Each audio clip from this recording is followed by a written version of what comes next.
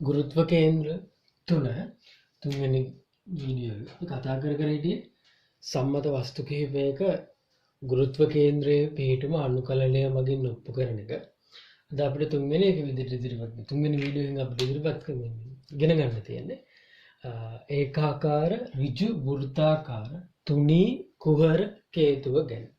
ඒකාකාර ඍජු වෘත්තාකාර තුනී කුහර කේතුවක ගුරුත්ව කේන්ද්‍රයේ පිහිටුම තමයි අපිට ඉගෙන ගන්න තියෙන්නේ. කේතුවක් කියන්නේ මොකද්ද? කේතුවක් කියන්නේ මෙන්න මේ වගේ එකක්. අපි මේක මේ ත්‍රිමානව දකින්න විදියයි ඉගෙන ගන්නවා. ත්‍රිමානව බැලුවොත් මෙහෙම. බලන්න කුහර ඇතුළ හිස්.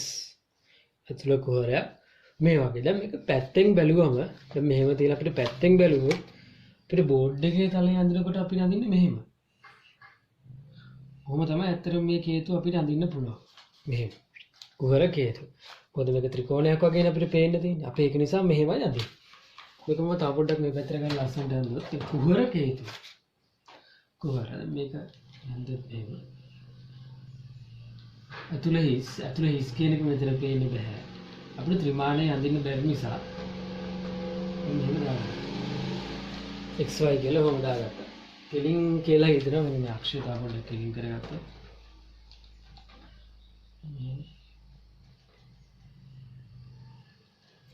හරි මේ කුහර කේතුව ඇතුළ හිස්. දැන් මේ කුහර කේතුවක් මෙහෙම ඇඳගත්තට පස්සේ දැන් එයාගේ ගුරුත්ව කේන්ද්‍රය අපිට අනිවාර්යෙන් තියෙන්න පැහැදිලි කරගන්න. මෙයාගෙත් අපි ගුරුත්ව කේන්ද්‍රය ගන්නකොට මෙන්න මේ මැදින් අක්ෂයක් ගන්නවා. ඒ මොකද මේක හැමදෙස්සම දෙපැත්තට සම්මිතික වෙන්නේ මොකද්ද? මම මේක ඇඳුත් බෝඩ් එකේ.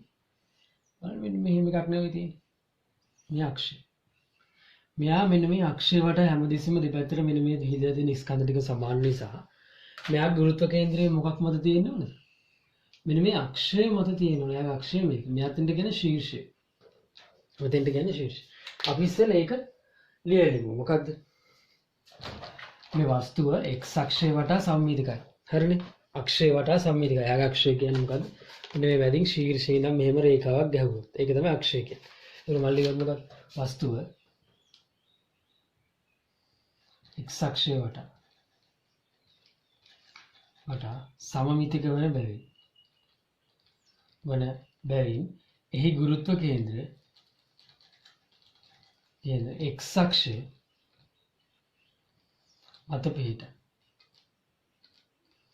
ඒ කියන්නේ මෙයා x අක්ෂය වටා සම්මිතික නිසා මෙයා ගුරුත්ව කේන්ද්‍රය මෙන්න මේ x අක්ෂය මත තැනක ඇති. එහෙනම් ගුරුත්ව කේන්ද්‍රයේ ඛණ්ඩාංක මන් දාගන්නවා x භාගමා බිඳුවයි වාක්‍රම y ඛණ්ඩාංකයක් නැහැ. x අක්ෂය වටා සම්මිතික නිසා මෙහෙම ඇඳුනොත් මෙන්න x අක්ෂය. මෙයා වටා දෙපැත්තට සම්මිතිකයි. ඊට පස්සේ දැන් අපි මෙයා අනුකලනය කරන්න මොකද්ද කරන්න? මම මේ ලියප එකක් මකනවා x අක්ෂය වටා සම්මිතිකයි කියන එක මකනවා. ඉතින් නිසා දැන් මෙයා ගුරුත්ව කේන්ද්‍රය හොයන්නම් මට මොකද්ද කරන්න ඕනේ? මෙයාගේ අංශු මාත්‍ර කොටසක් හොයාගන්න එපා d. දැන් මෙයාගේ අංශු මාත්‍ර කොටසක් අපි ලබා ගන්නේ කොහොමද? අපි මේ කේතුවේ අංශු මාත්‍ර කොටසක් ලබා ගන්න. අංශු මාත්‍ර කොටස කියන්නේ මොකද්ද?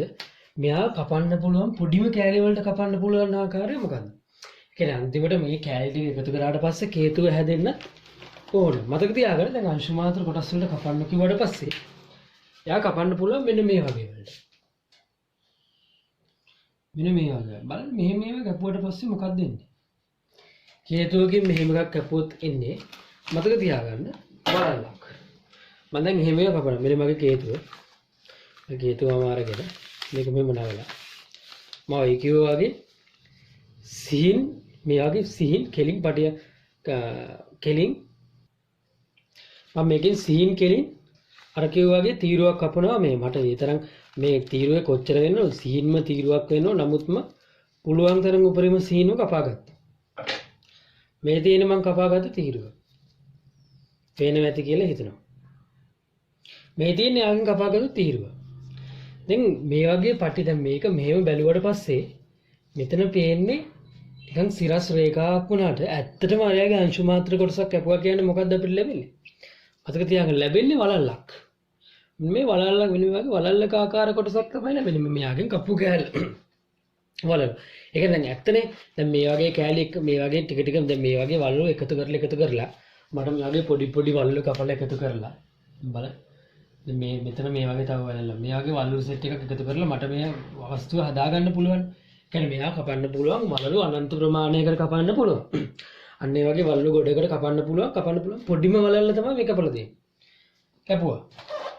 ඒ කියන්නේ මෙයා අංශු මාත්‍ර කොටසක් කියන්නේ කොටස් ටික එකතු කරලා නැවත අපිට මේ වස්තුව හදාගන්න පුළුවන් වෙනවා. මේ වස්තුව හදාගන්න පුළුවන්. මම ගන්න මතක තියාගන්න මෙන්න මෙතන ඕක කියලා හිතුවා. මෙතන ඉඳන් x දුරකින් තියෙන වලල්ලක් තමයි ගන්න. සා අනිත් එක කේතුව වෙනස් වෙන්න පුළුවන් මෙන්න මේ මෙයාට කියන අඩසිරස් කෝණය කියලා. මෙන්න මේ අඩසිරස් කෝණය වෙනස් වෙනකොට කේතුව අපිට එක විදිහේ කේතු හදාගන්න පුළුවන්. අඩසිරස් කෝණය මම හිතනවා ඇල්ෆා. ඇල්ෆා වෙන කේතු තමයි අපි ගන්නෙ. දැන් අඩසිරස් කෝණය ඇල්ෆා වෙන කේතුවක් ගත්තා. මෙයා ගුරුත්ව කේන්ද්‍රය මම හිතනවා මේ x අක්ෂය වල gx භාගමා y භාගවල බිඳුවේ තමයි තියෙන්නේ. අපි එහෙමත් ගත්තා. දැන් අපේ ඊළඟ වැඩේ මොකක්ද? අපි දැන් අංශු මාත්‍ර කොටස් වලට වඩා ගත්තා. අංශු මාත්‍ර කොටස dm. අංශු මාත්‍ර කොටසනේ මෙයා. දැන් මේ අංශු මාත්‍ර කොටස මෙයා මෙන්න මේ වලල්ල. මෙන්න මේ වලල්ලේ මොකක් කරන්න ඕනද? ස්කන්ධය හොයාගන්න ඕන. ස්කන්ධය හොයාගන්න අපි දන්නවා මොකද්ද? මම හිතනවා මේක වලල්ල. මේ වලල්ල පෘෂ්ඨයක් නෙදී. මෙයා ඝනත්වය මම හිතනවා රෝ. ඝනත්වය. ඊට පස්සේ මේ වලල්ලට බැලුවහම පේනවා පැත්තෙන් මේ ඝනකමක් පේනවා. පේනවනේ. හරි. මම හිතනවා මේ ඝනකම dx කියලා හිතනවා. බලන්න මේ වලල්ලට තියෙනවා ඝනකමක්. මේ ඝනකම dx කියලා මම හිතනවා. මේ යම්කිසි ඝනකමක් තියෙනවා. dx. එහෙනම් ඝනත්වය dx ගෙන් ගුණ කරනවා. ගුණ කරාට පස්සේ මෙන්න මේ වගේ පොඩි කෑල්ලක් ඝනකම එනවා. ඊට පස්සේ වටේ මේක ගන්න පුළුවන් නේද? පොඩ්ඩක් මේ dx කියන එක මකනවා. මෙතන ඉන්නේ මේ මකපු හේතුව මම කියන්නේ. මෙතන වලල්ලක් නිසා මේ වටේම තියෙන පරිමාව ගන්න මට ගන්න පුළුවන් 2πr වලින්. රෝ කියන එක කෙනා ගුණ කරනවා 2πr. 2πr වලින් ගුණ කරාට පස්සේ දැන් r කියන එක කෙනාගේ r දැනගන්න බෑ. r මොකද්ද? මෙන්න මේ උසනේ r. ඔය උසර. නමුත් දැන් මම මේක ලොකු කරලා හැන්දොත් මෙයා මෙහෙම එකක් නේ අපිට ලැබෙන්නේ. මම අංශු මාත්‍ර කොටස ලොකු කරා. එක පැත්තකින් විතරක් ඇඳලා ගියදී අනිත් පැත්තත් ওই වගේ මැටර් තියෙනවා කියලා හිතාගන්න. දැන් මේ තමයි අක්ෂය. මෙන්න මේ දුර තමයි මෙතන ඉඳන් කියලා පටන් ගත්තේ. මේ දුර තමයි x කියලා ගන්න. එහෙමනම් මම අරේ විදිහට ගන්නවා මෙන්න මේ ටික. බලන්න මෙන්න මේ ටික අරේ විදිහට ඉස්සුත් මේක x නම් මතක තියාගන්න. මෙන්න මේ උස කියන එක නම් මට ගන්න පුළුවන් x tan alpha කියලා ගන්න පුළුවන්. අරේ x tan alpha. ඒ කියන්නේ 2π x tan alpha කියලා මෙතන දානවා අරේ. දැන් මොකක්ද දෙන්නේ? දැන් මේකේ බැලුවොත් මෙන්න මේ ඉස්සරහා තියෙන පටියේ අහුවෙලා තියෙන්නේ. ඒ කියන්නේ මෙන්න මේ පටිය අහුවෙලා තියෙන්නේ. දැන් මට ඕන මෙන්න මේ මුළු ඝනකම අල්ල ගන්නවා. මතක තියාගන්න මෙන්න මේ ඝනකමෙන් ගුණ කරනවා. dx න් ගුණ කරනවා. ඒ විතර පරිමාව මේ වර්ගඵලයක් නේ මම හොයන්නේ. වර්ගඵලය හොයන්න. එතකොට මෙන්න මේ dx න් ගුණ කරාට පස්සේ පොඩි ප්‍රශ්නයක් එනවා කියලා තේරෙනව නේද? මොකද්ද ගැටලුව? මෙතන අරය x tan alpha වුණාට මෙතන අරය ඊට වඩා පොඩ්ඩක් වැඩි. අනේ වෙනස මග හරින්න. මොකද අපිට මෙන්න මේකත් හරියට බැලුවොත් මේක රවුමක් වගේ නෙවෙයි එන්නේ. ඊට වඩා ටිකක් වෙනස්. හරි වලල්ලකට වඩා ටිකක් අර අමුතු ආකාරයේ වලල්ලක් වගේ තියෙන. මොකද ඒක පැහැදිලිව පේනවා. මෙතන මේ පැත්තේ මේ අරය අඩුයි මේ පැත්තේ අරය වැඩි කියලා මේක දැනෙනවා. එතකොට මේක වැඩි නිසා මම මොකද කරන්නේ? මම මෙතන මෙන්න මේ පොඩි එකක් ගාගෙන මේක ඇල්ෆා. ඇල්ෆා වුණොත් මතක තියාගන්න මේක dx. මේකේ මතක තියාගන්න dx ගෙන් ගුණ කරොත් අහුවෙන්නේ මෙන්න වලල්ල කියලා අහුවෙන්නේ මේ ටික. මෙන්න මේ දුර. නමුත් ඇත්තටම මේ දුර නෙමෙයිනේ වලල්ල තියෙන්නේ. වලල්ල තියෙන්නේ මෙන්න මේ ඇද ටිකේ. බලන්න. මෙන්න මේ ටිකේ තමයි වලල්ල තියෙන්නේ. මෙන්න මේ ටික වලල්ල. මෙයා හරියට මෙහෙම තිබ්බොත් මෙන්න මේ ටික මෙන්න පෘෂ්ඨයේ තියෙන මෙන්න මේ ටිකේනේ. අන්න ඒ ටික මතක තියාගන්න. මෙතන ඍෂිකෝණ ත්‍රිකෝණ මේක ඇල්ෆා මේක dx නම් මම දාගත්තොත් cos alpha කියන්නේ මොකද්ද? cos alpha කියන්නේ බද්ධ පාදයේ කර්ණය. කර්ණය මං හිතන්නම් a කියලා. බද්ධ පාදයේ dx කර්ණය a නම් a කියන එක නම මට ගන්න පුළුවන් dx යට cos alpha. ඒ කියන්නේ dx sec alpha. මතක තියාගන්න. මෙතන 2πx tan alpha කියන්නේ මෙන්න මේ අරය කියන එක නා ගුණ කරන්න ඕන. මතක තියාගන්න dx sec alpha. dx sec alpha. ඒකයි මම ඉස්සෙල්ලා dx දාලා මැකුවේ. dx ඉන් ගුණ කරොත් අහුවෙන්නේ මෙන්න මේක. එතන වලල්ලක් නැහැ. වලල්ල තියෙන්නේ මෙන්න මේ මතු පිටේ තියෙන්නේ. බලන්න මේක මෙහෙම තිබ්බොත් වලල්ල කියන කෙනාට අහුවෙන්නේ මොන මතු පිටද? මෙන්න මේ උඩ ටිකේ විතරනේ. දැන් මෙතන මෙහෙම තියලා මෙහෙම නැතුව ගත්තොත් දැන් අපි වලල්ල කියලා ගෙන තියෙන්නේ මෙන්න මේ ටික. ඒ ටිකේ නෙවෙයිනේ වලල්ල තියෙන්නේ. ඊට වඩා උඩින් වලල්ල තියෙන්නේ. මේක හරියට බලාගන්න. මේ සිරස් කැපුමක් අපි ගත්තේ. පැහැදිලි ඇති කියලා හිතන. ඔක පැහැදිලි නැත්තම් කරන්න තියෙන එකම එක දෙයයි. විභාගෙදී අනිවාර්යයෙන් මේක ඔප්පු කරන්න ඕනේ. මෙන්න මේ ප්‍රකාශනය විතරක් මතක තියාගන්න. එතනින් එහා කරන එකේ තියෙන ප්‍රශ්නයක් නෑ. මම එක මේ ටික මකනවා. මකලා ආයි අරක පිළිවෙල ලියනවා. dm කියන්නේ මොකද්ද? dm කියන්නේ කෙනා මට ලියන්න පුළුවන් 25x tan alpha x කියන්නේ මෙන්න මේ ආරය tan alpha dx sec alpha raw dm හරි කියන්නේ අපේ වැඩේ ගොඩේ දැන් මොකක්ද දාන්නද x bar සමාන අනුකලන x dm යට අනුකලන dm සූත්‍රය දැන් අපි ලියමු x bar අනුකලන x කියන්නේ මොකද්ද අපි සලකපු වලල්ලේ ගුරුත්ව කේන්ද්‍රයට මෙතන ඉඳන් ගුරුත්ව කේන්ද්‍රයේ ස්කන්ධයට දැන් මේ වලල්ලනේ වලල්ලක් නම් එයාගේ ස්කන්ධය යන්න ඕන අනිවාර්යයෙන්ම එයාගේ කේන්ද්‍රය අංශු මාත්‍ර වෙනකොට මේ දෙන්න මාසන්න වශයෙන් එක සමානයි මෙතන කේන්ද්‍රය එයාගේ බර යන්න ඕන මෙතනින් එයාට මෙතන ඉඳන් තියෙන ලම්බක දුර x මයි dm කියන්නේ ඉතින් මේක දාන්න 25x tan alpha 25x tan alpha dx sec alpha rho යට I recommend 25x tan alpha dx sec alpha rho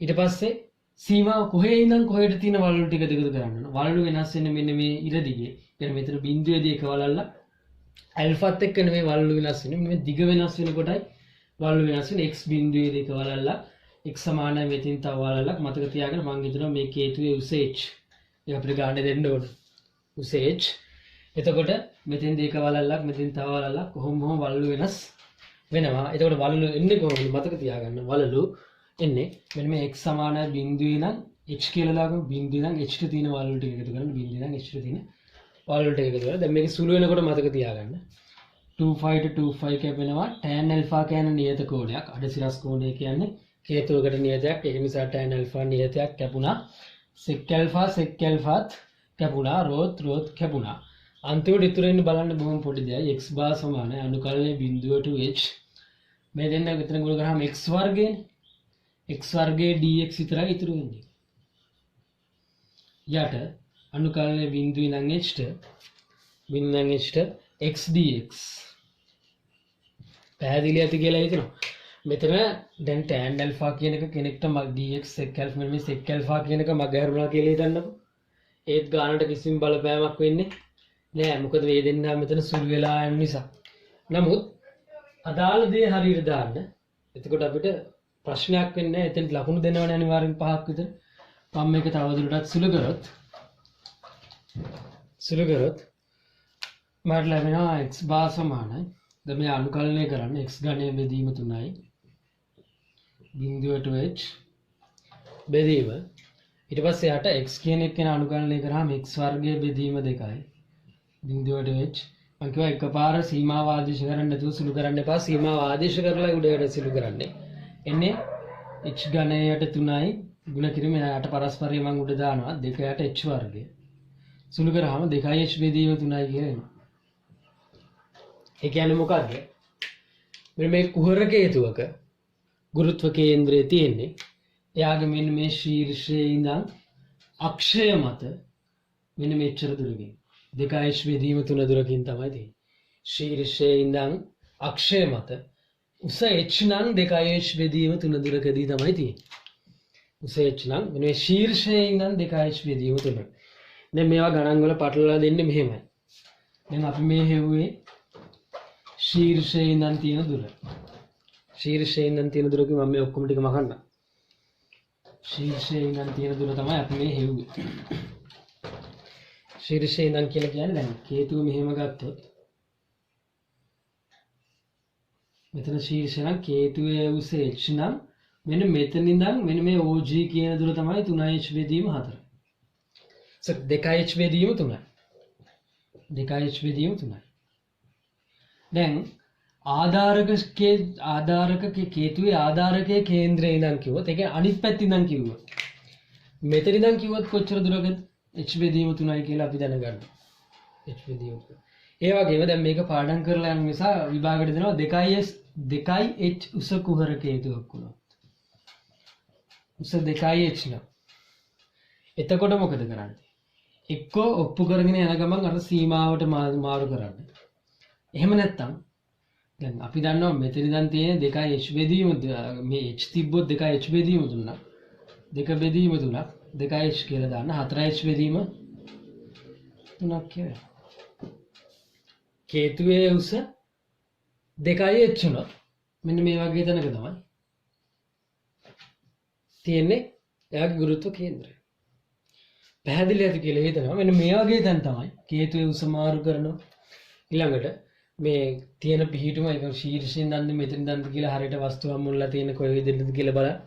ඒව තමයි ගණන් වල මාරු කරන්නේ. මම හිතනවා කුහරක හේතුව පැහැදිලි ඇති කියලා. තුනී කුහරක හේතුව. තුනී මතකනේ කුහරක හේතුව. මේ ත්‍රිමාණ වස්තුවක් තමයි අපි විමානයේ ඇඳලා ඔප්පු කරේ. පැහැදිලි ඇති කියලා හිතනවා. අපි ඊළඟට ඝනක හේතුව බලමු.